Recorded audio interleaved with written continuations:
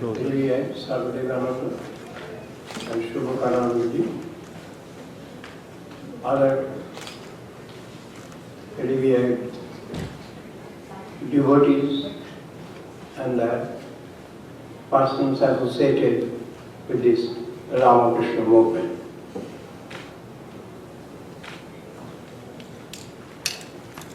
By coming to this center, it was though scheduled, but simultaneously it was unscheduled also. Certainly nothing, I could not think that I would visit a private center, and for that only I would come from India to America. But anyhow, by the grace of Sarvadevananda Swami, it has been materialized. This center has got very rich association of Swami Suhitananda. He poured his heart for this center. Those who have struggled for this center, they know well how he would inspire each one of you and how he would contribute even money to start this center. So that shows how much he had a feeling for the people of this locality.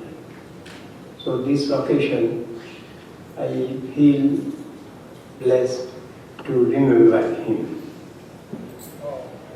I have come to know that you people, you have labored so much to start this center. It is not a matter of joke or some child's play. To just throw a performance occasionally or one time is not so serious thing. That can be done. With money collected, one time it is finished. But to run a center with its all the formalities, its standard, and particularly with some sort of dedication on the part of the devotees, that is very, very praiseworthy affair. We know that every one of you, how busy you are and how you are to be hard-pressed in your family life, official life, duties, family responsibilities.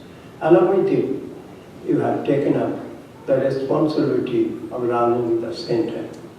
So, certainly, you have got something which you may not express or I cannot spell out, but certainly you have got something that is forcing you to come together, and that force, we call it, is a God force. Sri Ramakrishna, he was against any kind of occult power. But still he had that occult power. Sometimes in his mystic form, he used to make some expressions. At that time, those utterances had no value at all. You may remember that at Kashipur, during his last days, one day he gave the expression, he called Holy Mother and said, now I was seeing that I have been taken to a land which has crossed the oceans, far, far, far up place.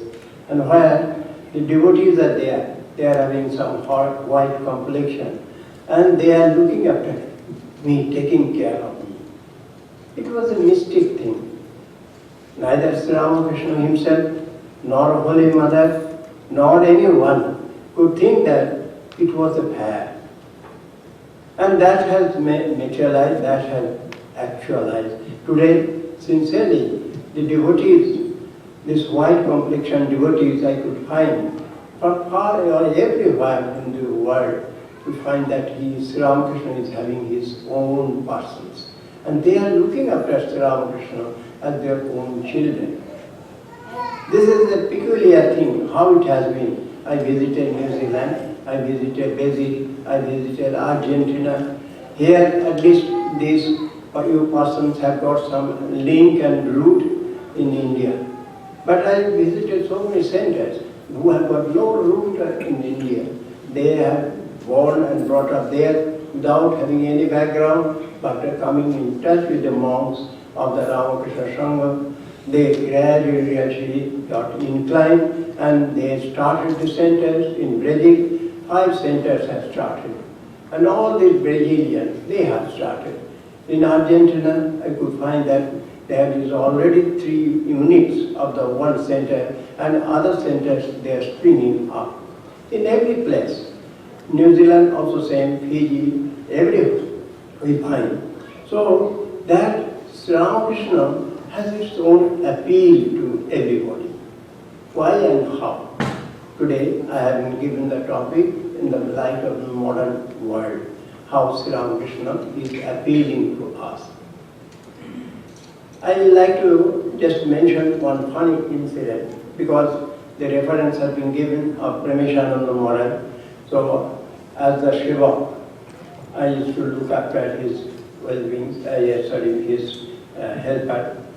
So one day, a young boy of class 9 or 9 standard or 12 standard, hardly age within 15, young boy was talking with Ramesh Maharaj. He was telling that I believe that Sri Ramakrishna is God. Ramesh Maharaj became a bit curious. A small boy of 15 is declaring that Sri Ramakrishna is God.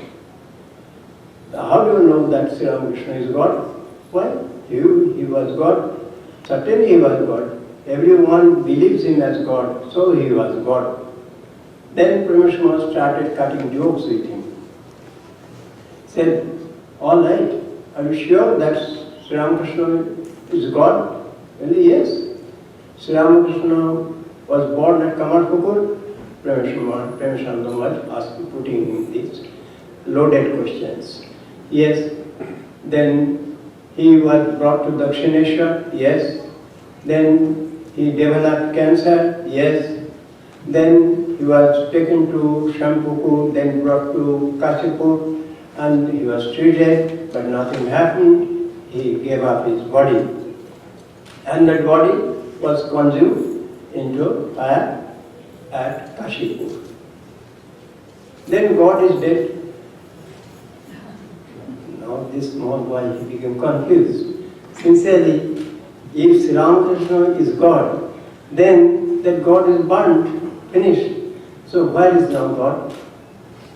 So then Krishna, he came forward and he said, see, who was God? He became Sri Ramakrishna. The God himself takes the form of Ram, Krishna, Yeshu, Buddha, Chaitanya, Sri Ramakrishna. So this is the thing. So God has taken these forms. It is not that this particular unit or particular figure is God. But this God and this figure, they get identified. This is one aspect of Sri Ramakrishna. And another aspect I'd like to share. That is also a funny incident which happened in my life. At that time, I was in Rahara, that's a big school. I was the headmaster. During that time, in Bengal, this Nakshal movement was very rampant. And we had to face so many troubles also. Accidentally, I had one friend, rather one student. That student, he was Nakshal, I knew. But he also developed some love with me and I also loved him. That some sort of friendly relation developed. So one day, I could find that Nakshal boy. He was, his bicycle coming. All of a sudden, he put the brake and sitting on the cycle seat, he touched the feet and it started going to move out. I said, you are Nakshal. Whom are you saluting here? Why? The statue of Sri Ramakrishna. Why you are saluting him? Why not? You do not believe in God. Then how do you salute Sri Ramakrishna? He said, no, I am not saluted Sri Ramakrishna as God. Then I am saluting him as the oldest man of the village. This is the thing. So Sri Ramakrishna is so simple and that anyone can come to him. Anyone can come to him, take him as his own. Even an atheist, even a devotee, anyone, he can think. I like to share another funny incident. One day, our driver, he was telling me, see, Maharaj, even he spoke in Hindi. I brought a book from so and so Swami. Then after going through that book, I could find that I can follow everything, I can understand everything. So what is that book? This is the Gospel of Sri Ramakrishna. It needs no teacher, it needs no tutor to explain. So this is the words of Sri Ramakrishna is so touching and it enters into us unperceptibly. Without our knowledge, without giving any information as it enters into us. This is the magic of Sri Ramakrishna. In Sri Ramakrishna's life, we find two different existences. In Swamiji's Jnana Yoga, one word is there, apparent man and the real man. Apparent man means the man who is present. As if you are a professor, he is an industrialist, he looks after some hospital, somebody, a doctor, something like that. That's I am here, a monk of this Ramakrishna Sangha. That's my apparent existence. I have got a real existence also. What's the real existence? That is when I am indoors. When I bolt from bolt door and I am inside alone. At that time, what type of man I am? That's my real existence. If we analyze Sri Ramakrishna's apparent existence, he was, how much he had? He is just, value would be on zero. He was neither pandit, nor learned, nor holding any post, nothing of the sort. Most only at best a just pujari of the temple and drawing the salary of Indian currency only 5 rupees per month. That was his apparent existence. But his real existence, there he was 100% out of 100. That means he himself mentioned that throughout my life I have thought of only one thing, and that is God. From my very childhood, I could not think anything else. This is his real existence. That's God knowing and becoming, ultimately becoming himself, or becoming God. That is his thing, Sri Ramakrishna. I like to share another funny, interesting incident. We all have heard of Leonardo da Vinci. Leonardo da Vinci, he used to do some sculptures. One day he made very laboriously, for months together, he prepared one sculpture. It was a beautiful statue come up on stone. One of his friends, he came and he appreciated, what a masterpiece you have done it, how beautiful it has been. Then Leonardo replied, see, I have not done anything. This statue was already in this stone, block of stone. What I have done? I have simply removed the undesirable elements from that stone. And this statue came up. The Sri Ramakrishna's life was just like that. The God was within him. Only he had to do a little bit of strap just to remove these undesirable elements on this line. We also have the same approach in our day-to-day life. We also follow the same methodology in our day-to-day life. As a student, a teacher, a father, mother, and in our roles also we are following the same methodology. How Sri Ramakrishna followed this methodology or technique, that we shall see. First, we know that he used to say that Shatya Katha Kali Tapasya. That means in the Kali Yuga, truthfulness, that is the only tapasya. We have seen how, for the sake of truth, Khudiram Chattopadhyay, how much he had to suffer and sacrifice. At that time he had to leave and come out from the Dere village only for the truth. He could not tell a lie. He could not make a little compromise. And as a result, he had to come out from the Dere village. What was his family at that time social status?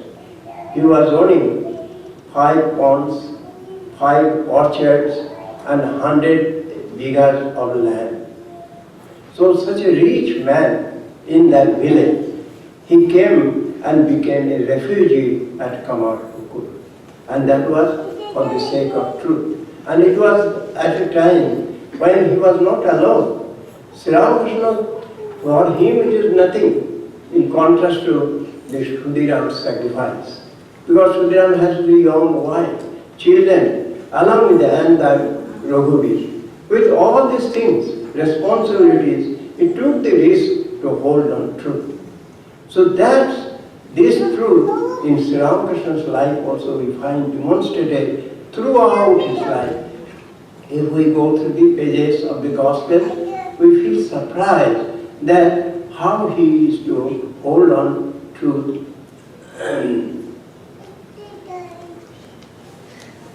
Now, second thing is about in every pages of the Gospel we find 2 words, Kamini Kancha. Once there was some voice that it should be translated into some other words, not this woman in gold. Instead of that, it should be bleed and last. That suggestion, and Swamiji himself suggested that thing, but we got the suggestion from the Western devotees of America that, Maharaj, you better keep the original words. That original words have got some tremendous force. We like, especially white women, ladies, they advocated that word should not be altered. Yeah, in this, I remember one incident, Sarvagatananda Swami. Some of you might have seen him. Sarvagatananda Swami, he was the disciple of Akhandananda Maharaj. He was in charge of Boston. One day, one professor visited the ashram. Because he was a professor of philosophy, so they had some discussions on God, this, that, so many things, ethics, morality, and ultimately being inspired, Sarvagatananda Swami presented him a book, Gospel of Sri Ramakrishna. The professor took it, and after 7 days, the same professor came back, and he said, "What a trash book, a book of trash you have given me. At every page, give up woman and gold, woman and gold, woman and gold. If I give up woman and gold, then what for my life is? I don't want to read it. Let it be with you." So saying, he rushed out. All that what is to be done. The same professor, again after 1 month or something like that, again came. He asked him, "How many books do you have?" That book. Why? "No, please tell me, how many copies do you have?" "Yes, I am having 30 copies. I want to purchase all the copies." Then just to burn it? No. Recently, what happened? There was a seminar. In that seminar, our chairman said, we Americans, we are after only two things, the dollar king and the sex queen. We know only these two factors, and we know nothing. Then it flashed to me, that Indian mystic, you also talked in the same word, same. So I like to purchase those books and I will present to my these friends. This is this Kamini Kanchan. And other incidents we know. About his realization, generally, until unless he himself would reveal those things, truths are revealed to him, he would not stop. From his childhood, he is watching that his father is worshipping Shitala. What is Shitala? Nothing, some pitcher, clay pitcher, earthen pitcher, and in that pitcher some marks are there, red marks. And Roghavir, father is worshipping Roghavir. What is that?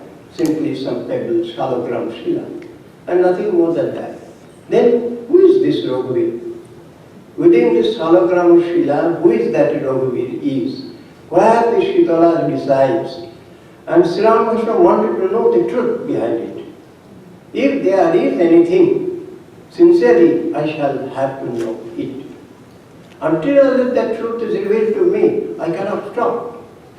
That was his earnest zeal, and with that zeal he pursued and he did not stop until the truth was revealed to him. In this context, I would like to mention one incident. Boshisha Sen, he was Raja Maharaj's disciple, he was a scientist. He started at Almora, India, one agricultural university, style Vivekananda in agricultural university. Because he was a scientist, he had some friends with some scientists. He had some friendship with Einstein also. One day, Einstein, because Einstein knew that Boshisha Sen is associated with the Sri Ramakrishna movement, he knows about Sri Ramakrishna. One day Einstein asked Boshisha Sen, what do you feel about the revelations and realizations of Sri Ramakrishna? Then Boshisha Sen said, explained to him that he wanted to know the truth. So he would search and think deeply until the truth inside was revealed to him. The moment Boshisha Sen finished, immediately Einstein jumped. The same thing I do in my revelations also. All my truths have been revealed in that way.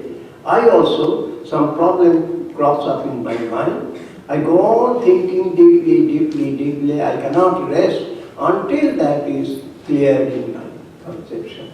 So this same methodology I also follow. So this is this Ramakrishna's, all these realizations and revelations. These are just like any other things, what if some doctorate or research student is doing. The same methodology he applied on these principles of ethics, on principles of spirituality, principles of transcendentalism. And the truths were revealed to him. And those studies we all know. How this truth was revealed to him and what was the reaction and how he just utilized them. If we just watch, we find that here two principles. One is this modern world, especially during that time, they were boastful of three philosophers.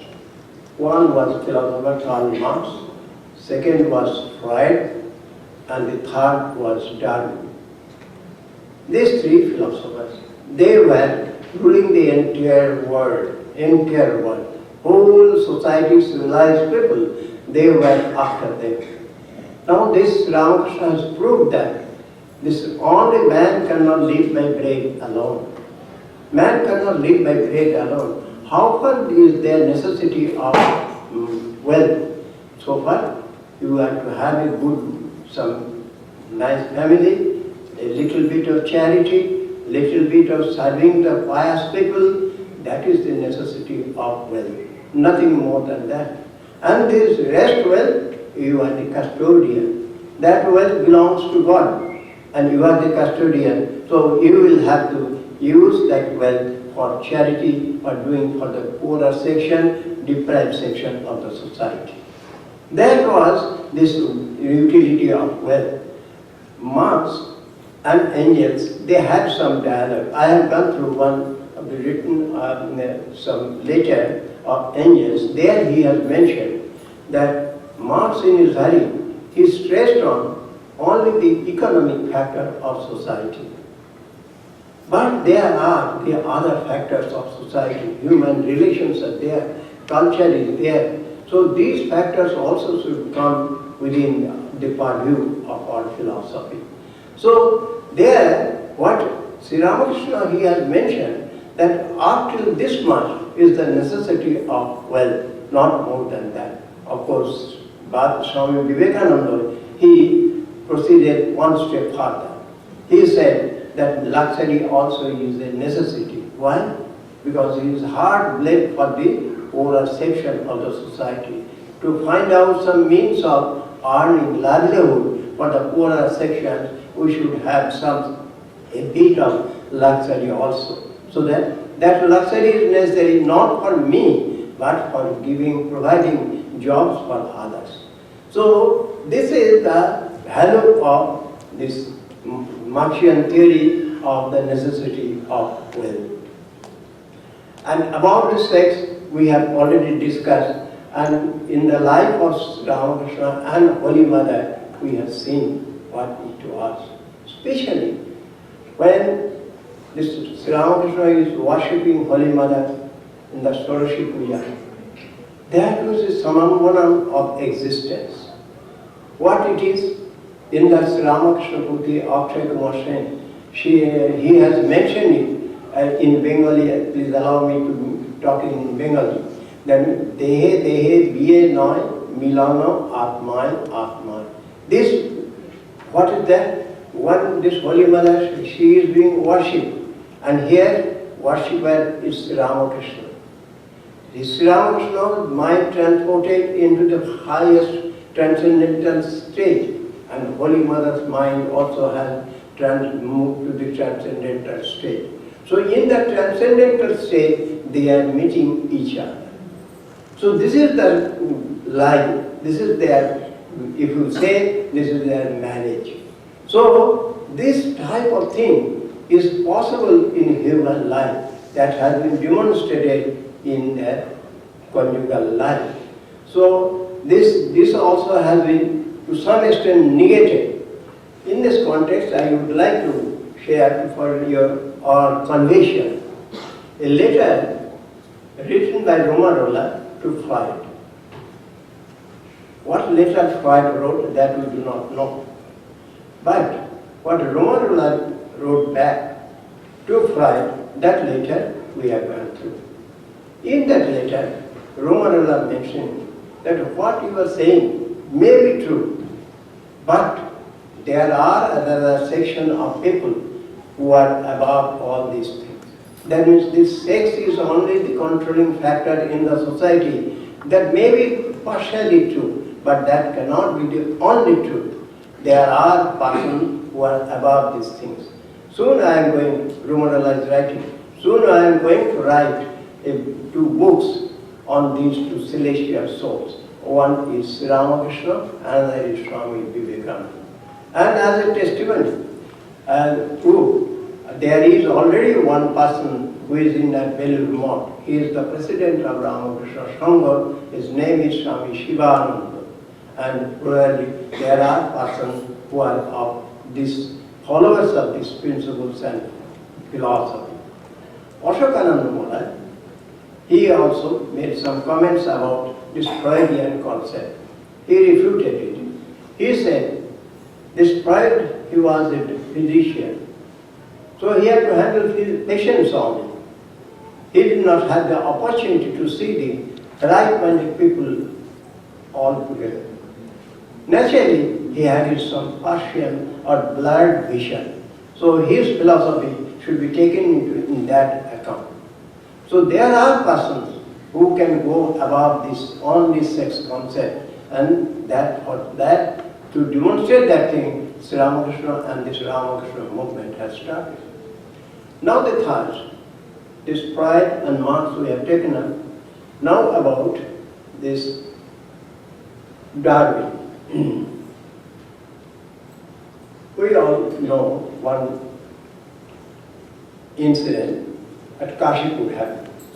Sri Ramakrishna, he called Narendra alone and said, you are the most intelligent and most powerful, so I am giving the responsibility of all these brothers on you. You will have to see that they hold on this ideology and form a group and move forward. This is one part of the story. At that time, only Sri Ramakrishna and Narendra were there. Nobody else was there. Afterward, and Narendra agreed that I shall serve them as the servant of their servants. With that, and sincerely, he kept his word. Whenever he was in his jest for doing tapasya, going for Himalayas, but the moment he could hear that one of the disciples of Sri Ramakrishna is suffering, immediately he cancelled his program, is to come down, look after him, do seva, and until unless some arrangement is done, he would not take up another program. That was his one side.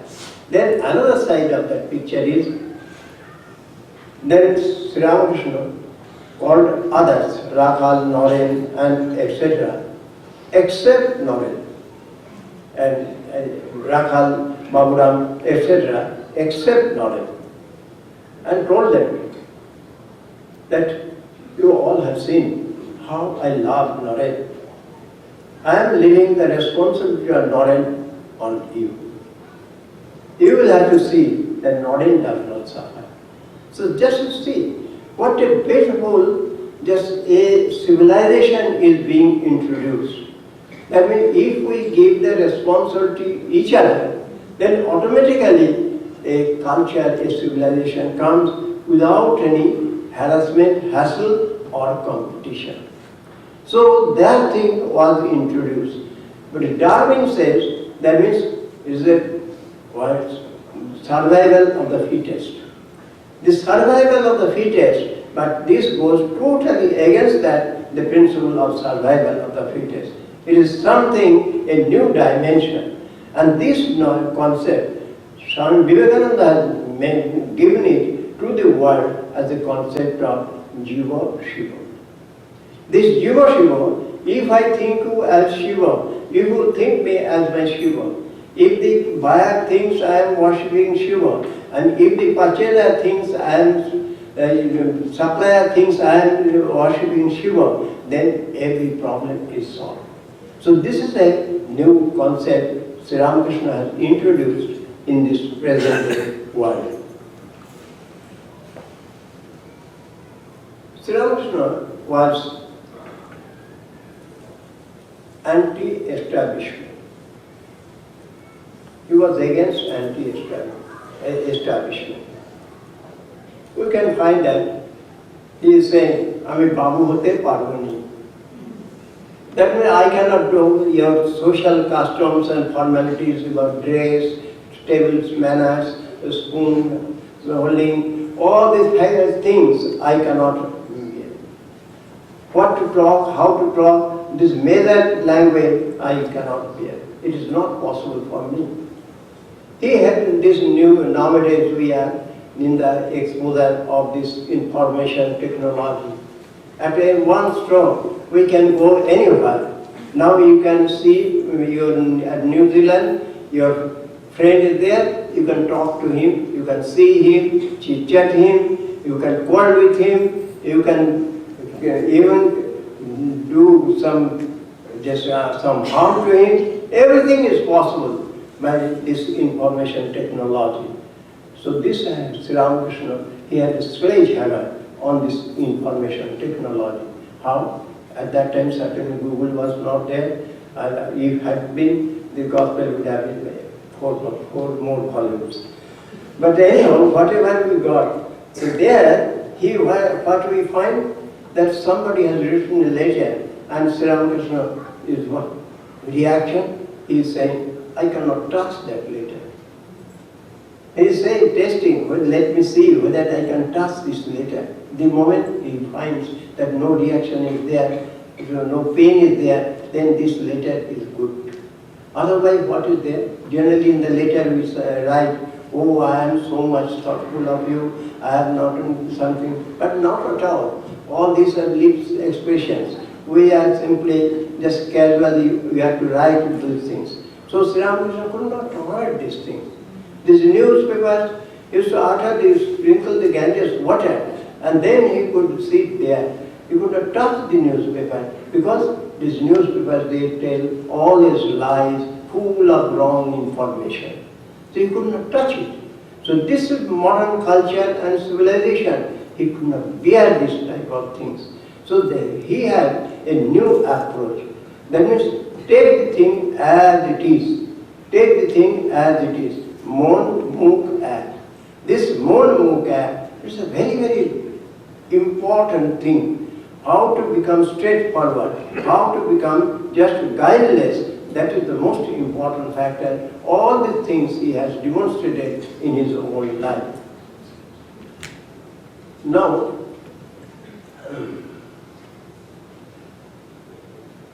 what was it? How his message was being carried. Generally, the scientist, he thinks over, he finds some theories, then the theory is demonstrated in the laboratory, and afterwards, when it is tested in the laboratory and proved it is functioning well, this theory comes to laboratory and then laboratory to the market. The same thing happened in Sri Ramakrishna, Holy Mother and Swami Suhitananda. Sri Ramakrishna, he discovered some truths. A few truths he discovered. Holy Mother practiced in her whole life those truths. Throughout her life, though she was all through original in her approach, in her attitude, but she only demonstrated all the truths preached by Sri Ramakrishna. This is another thing. Though Sri Holy Mother was in her spiritual exalted position, but still she used to consider herself nothing but just simply as a servant of, maid servant of Sri Ramakrishna. I am nothing, I am only the dashi of Sri Ramakrishna and nothing else. That was her approach. But throughout her life, we find those principles are being demonstrated in her life. And Swami Vivekananda, he made those things just available for the society through his teaching, through his organization, and in this way. I have heard from Swami Suhitananda Maharaj occasionally about these three personalities. One is Shruti, another is Smriti, another is Naya. Sri Ramakrishna was the Shruti and Holy Mother was the Smriti, that means demonstration through her life, and Naya was this logic and philosophy through Vivekananda. So in this way, this Ramakrishna Sangha is functioning. About the devotees, those who are the followers of Sri Ramakrishna, they are not ordinary persons. Sri Ramakrishna himself is mentioned one day at Kashi. Those who come here, they are not ordinary persons. They are not worldly people. They are higher than that.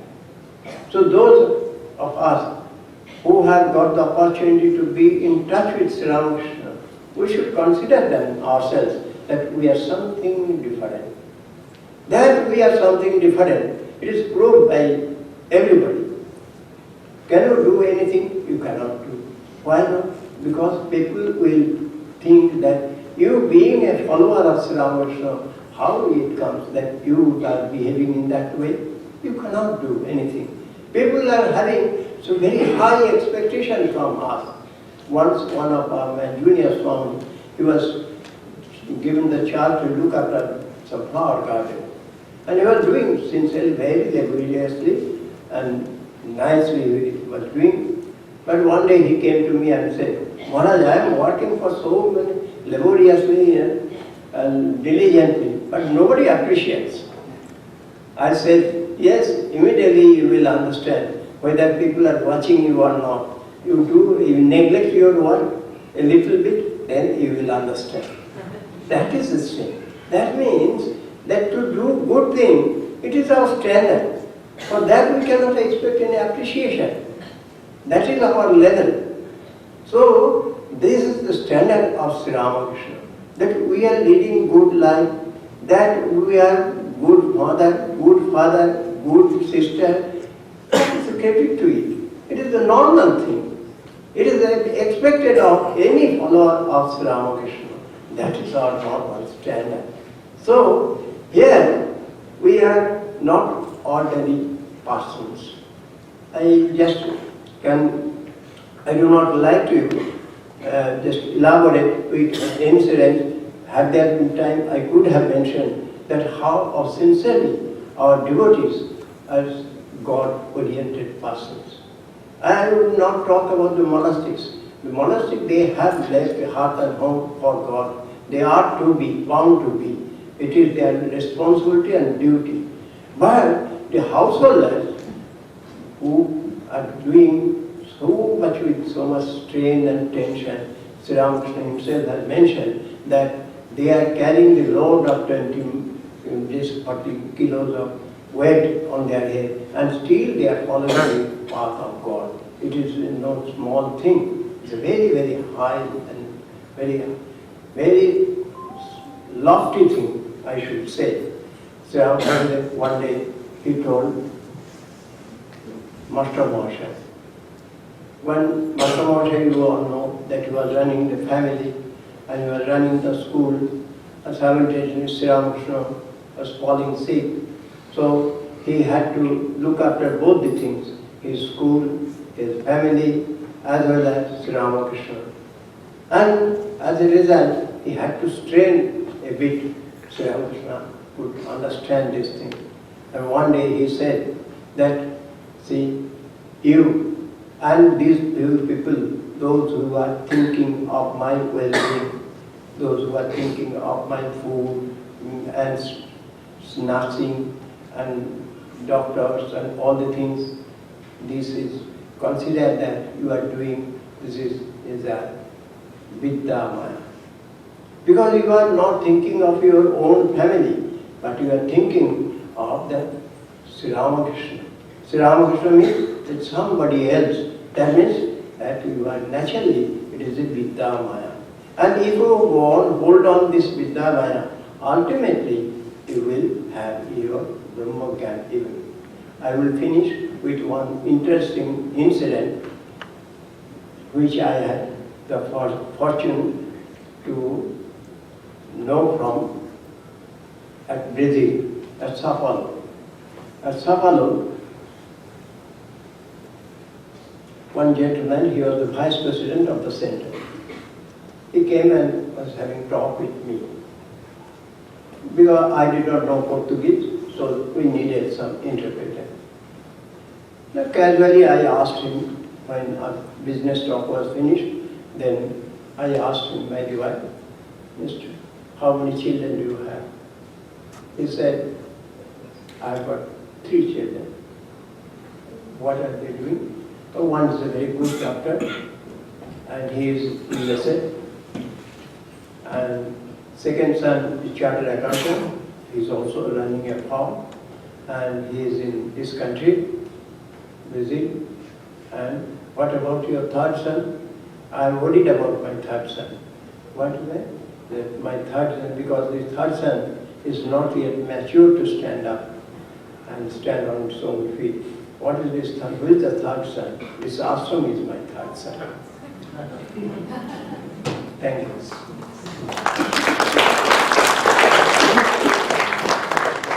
Deo Maharaj pranams. In the life of Sri Ramakrishna, we are all householder devotees. You all know that we are tied up every day with many things, very hectic. And once in a while we come to the center, then study Gospel of Sri Ramakrishna, and we go through. He also explained what householders should do to have advancement in the spiritual plane. And we are completely lost in the sense we read, when it comes to the question of practice, seldom it's possible. So can you give us a very simple, like a tablet, you swallow it, everything is gone, solution for our struggle? Parivana has given that solution. If you cannot meditate, and if you have no time to think of God, simply you think yourself a thing that there is the support from God in you. You will have the rest assured that God is always supporting you. He is looking after. That conviction you should have. That itself is the only medicine, and nothing else is required. Nothing else. Holy Mother said that if you cannot meditate, look at the pictures of Sri Ramakrishna. That itself is meditation. So even if you cannot do that thing, I have no time to sit for meditation, but I know that Holy Mother is looking after me. We know that Brother Lawrence practice of the presence of Lord. That when you are doing the job of the advocate, you know that this is for the maintenance of my family, I have to do this thing. Maintenance of my family, maintenance of myself, and simultaneously out of that I am saving some money for the poorer section or for the holy persons. That type of conviction if you have, that conviction itself is sadhana. Conviction itself is sadhana. You need not do anything. And the moment you have started reading the Gospel of Sri Ramakrishna, the job is over. I would say, why I am saying one incident. One Mr. Paul, he used to write to us, Belur. So many questions. He is from Canada. He used to write to us so many questions, and through email, and we used to reply to him. In that way the things were going on, and for a few months. And ultimately once we could find that no correspondence is coming from that man. So being curious, we sent one mail. He used to write to us, all of a sudden, why you have stopped? That man replied, say, I had no more questions, because recently I was discussing with one father, bishop. I was discussing about my spiritual problems. And that bishop has presented me a book, and that book has solved all my problems. And the name of that book is Gospel of Sri Ramakrishna.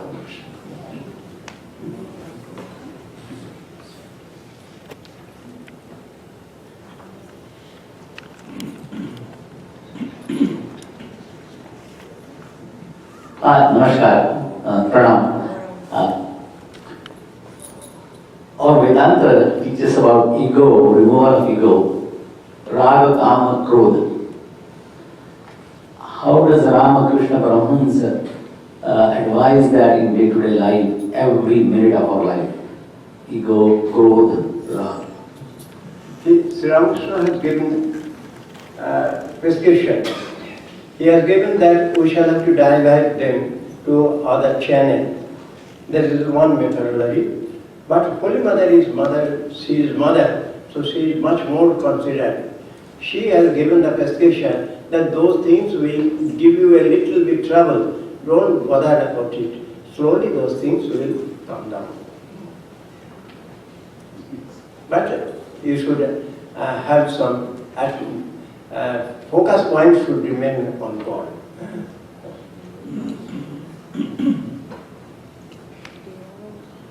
Maharaj, I have a connect question that is related to what you just answered.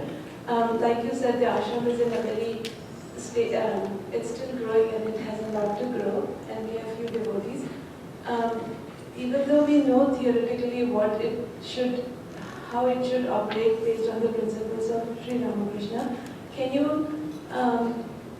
also spell it a little more to us how the devotees should, what kind of guiding principles should guide us so we can make our group stronger and in the service of Sri Ramakrishna so the ashram can flourish?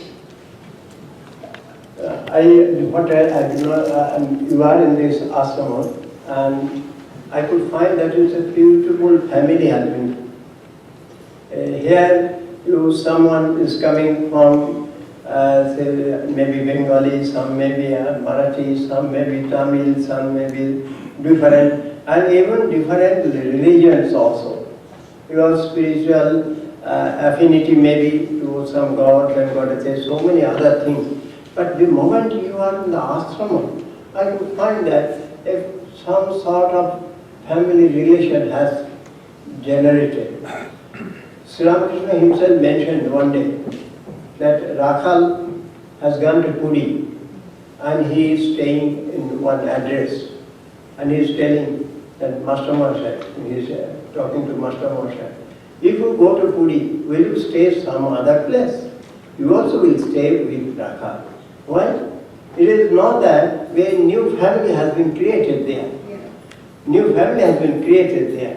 And here, I would like to experience, share with you one interesting experience. One lady from Russia, her age will be 30, within 30s. She came and she wanted to meet the General Secretary. She came because she is coming from Russia and she would talk in broken English. So I had to give a little time. So we talked for a few minutes, 10-15 minutes we talked. Afterwards, there was some shadi, Holy Mother offered to Holy Mother, consecrated shadi. I presented her. I told her that you do not know how to put it on. So you cut it into a gown and use it. You carry it with you. And she felt blessed that Holy Mother's prasadi shadi it is. Next day, another German lady came. Her age also more or less same. That lady also same thing happened, and I just presented her one shadi. And the same thing I said. And probably within 2-3 days afterwards, there was some festival, Belur. I could find 3 ladies coming, putting on shadis and doing pranams. Just in your Indian style, they are doing pranams. And I gave them some sweets or something like that. Then one lady said, "Can't you recognize me?" I looked at, oh, well, how we could, you have put on the sari. No, this is our third. She has just helped us to put it on. So that she was another Bengali girl, lady. All the 3 were staying in the guest house, so they had become friends. Now they have become family members, and then they are moving around together. This is this Ramakrishna. So they can, anyone coming together, automatically they will become friends and one family.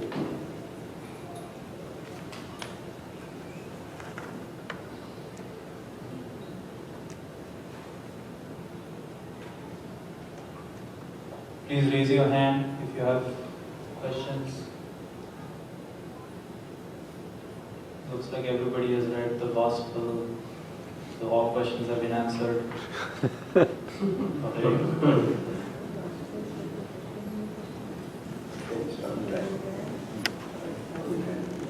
Maharaj ji, thank you so much for your lecture.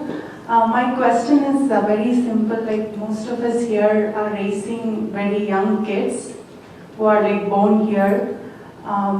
What is your advice in how to bring them up with an awareness of Vedanta and spirituality?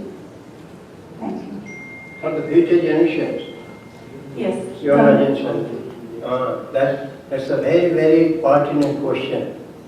That is the most important question. I said, Prabhupada already he has hinted this thing in his talk, introductory talk.